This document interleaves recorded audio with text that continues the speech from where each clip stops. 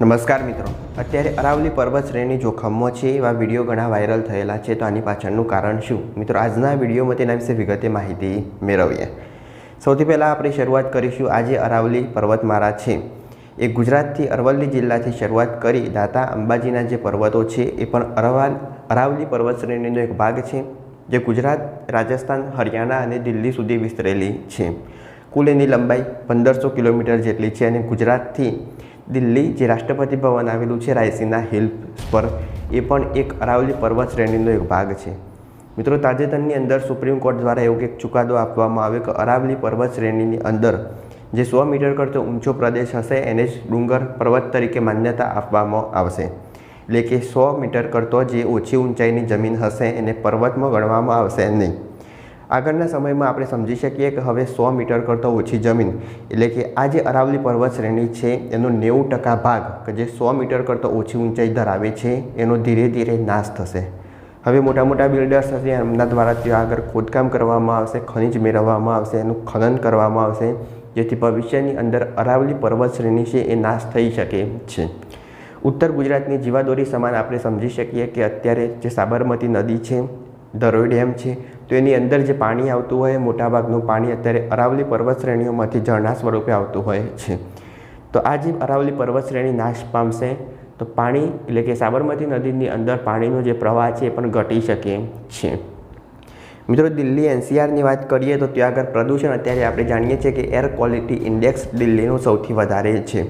પ્રદૂષણ ઘટાડવાની અંદર પણ આજે અરાવલી પર્વત શ્રેણી છે મહત્ત્વનો ભાગ ભજવે છે. થોરના રણની વાત કરીએ રાજસ્થાનમાં તો આગળ વધતું અટકાવવા માટે પણ આજે અરાવલી પર્વત શ્રેણી છે એ મહત્ત્વનો ભાગ ભજવે છે. કુલ આની લંબાઈ 1500 કિલોમીટર જેટલી છે. હવે કોર્ટ દ્વારા આજે ચુકાદો આપવામાં આવ્યો એટલે કે અરાવલી પર્વત શ્રેણીમાં જે 100 મીટર કરતો ઓછી જમીન, નીચી જમીન એટલે કે 90% જમીન, હવે આ વિસ્તારોમાં વર્ષોથી પથ્થરનું ખનન થઈ રહ્યું છે, રેતી ચોરી પણ થઈ રહી છે, પહાડ કાપવાનું કામ પણ થઈ રહ્યું છે. હવે આ ચુકાદા પછી એ દરેક કામમાં વધારો થશે. ઝડપથી અરાવલી પર્વત શ્રેણી કે જે હિમાલયની પર્વત શ્રેણી છે એના કરતાં પણ જૂની માનવામાં આવે છે. એટલે વિશ્વની સૌથી જૂની પર્વત શ્રેણીઓ હોય તો એમાંની એક એટલે આ અરાવલીની પર્વત શ્રેણીઓ જે પણ ધીમે ધીમે હવે નાશ પામશે. જો એ નાશ પામશે તો એના પરિણામ ખૂબ જ ગંભીર આવી શકે છે. એટલે કે ભૂગર્ભ જળ ખતમ થઈ જશે, જમીન બાંજ એટલે કે પાણી પ્રાપ્ત થશે નહીં, દૂર અને પ્રદૂષણમાં સતત વધારો થઈ શકે છે. અરાવલી પર્વત શ્રેણીમાં આવેલા જે હજારો લાખો વૃક્ષો હોય એના કારણે આ જે પ્રદેશ હોય એમાં વરસાદનું પ્રમાણ પણ નિયમિત જળવાઈ રહે છે. હવે આ નીચાણવાળા જે જમીન વિસ્તાર હશે એ નાશ પામશે, જેના કારણે વરસાદનું પ્રમાણ પણ અહીં આગળ ઘટશે. સાથે ડેમ અને સાબરમતી નદી જેવી નદીઓમાં પાણીનો પ્રવાહ પણ ઘટી શકે છે. બિલ્ડરો અને બાંધકામો એટલે કે ગુરુગ્રામ, ફરીદાબાદ જેવા વિસ્તારોમાં અરાવલીની જમીન પર મોટાભાગે પ્રોજેક્ટ ચલાવવામાં આવે છે. તો હવે આનો વિકાસ કરવામાં આવશે. અલગ અલગ જમીન નાશ કરી, પર્વત શ્રેણી નાશ કરી અને ત્યાં આગળથી પથ્થરો અને ખનિજો મેળવવામાં આવશે.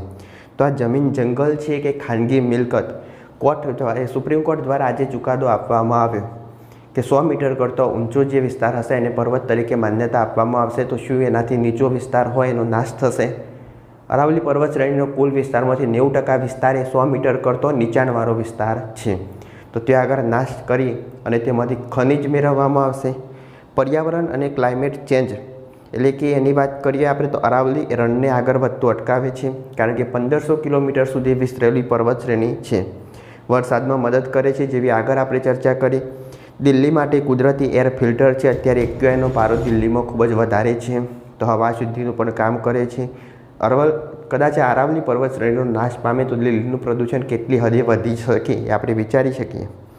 રાજસ્થાનનો રણ હરિયાણા, દિલ્હી તરફ આગળ વધી શકે. મિત્રો, થોરનું રણ આપણે જાણીએ છીએ, એ રણ જો અરાવલી પર્વત શ્રેણી નાશ પામશે તો દિલ્હી, હરિયાણા તરફ આગળ વધી શકે છે. સુપ્રીમ કોર્ટે આની પહેલાં આજે અરાવલી પર્વત શ્રેણી છે એને બચાવવા માટે ઘણા બધા એના પર પ્રતિબંધ મૂકવામાં આવેલા છે કે ત્યાં આગળથી કોઈ ખનન કરી શકાશે નહીં. અરાવલીને બચાવવાની સૂચનાઓ પણ જારી કરવામાં આવેલી છે. મિત્રો, એનો કોઈ પણ મોટે પાયે અમલ કરવામાં આવ્યો નથી. પણ તાજેતરમાં હવે આજે ચુકાદો આપવામાં આવ્યો કે 100 મીટર કરતાં ઊંચી જમીનને જ પર્વત માનવામાં આવશે. પર્વતનો તો નાશ ના કરી શકાય, પણ એના કરતાં નીચી જમીન એટલે અરાવલી પર્વત શ્રેણીનો કુલ 90% હિસ્સો હવે બિલ્ડરો ત્યાંથી ખનિજો ખોદી અને ત્યાં આગળ નવું બાંધકામ કરી શકે છે. તો આ જંગલો અને વૃક્ષો એક સમયે કાપી શકાય અને ત્યાં આગળ બાંધકામ કરી શકાશે, એટલે એનું ભયંકર નુકસાન થઈ શકે છે. અને આવનારા સમયમાં જો આનો બચાવ માટે કોઈ પણ કામગીરી ના કરી તો વૃક્ષોનું છેદન થશે, જેના કારણે વરસાદ અને જે આખું ચક્ર હોય એ ચક્ર સ્તંભી જશે. સરકારની યોજનાની આપણે વાત કરીએ મિત્રો, તો અત્યારથી અરાવલીથી ગુજરાત સુધી હરિત પટ્ટો વિકસાવવાની પ્રોજેક્ટ હતો, જેને ગ્રીન વોલ પ્રોજેક્ટ તરીકે ઓળખવામાં આવે છે. ત્યારે લોકો એવું કહી રહ્યા છે કે ગ્રીન વોલ પ્રોજેક્ટ એટલે હરિયાળો આ જે પટ્ટો બનાવવામાં આવશે, એના પહેલાં જૂના જે વૃક્ષો અત્યારે ત્યાં આગળ છે એને બચાવવાને હાથ ધરવામાં આવે. પહેલાં જૂના જંગલ બચાવો, પછી નવા વૃક્ષો લગાવો.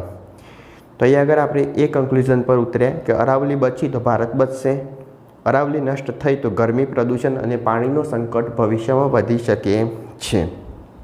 તો આજના વિડીયોમાં આપણે માહિતી મેળવી અત્યારે અરાવલી પર્વત શ્રેણી એ નષ્ટ થઈ જશે, એના ઉપર ખૂબ ચર્ચાઓ ચાલી રહી છે તેના વિશે. જો આ વિડીયો ગમ્યો હોય લાઈક કરો, શેર કરો, ચેનલ સબસ્ક્રાઈબ કરો. ત્યાં સુધી જય હિન્દ, જય ભારત.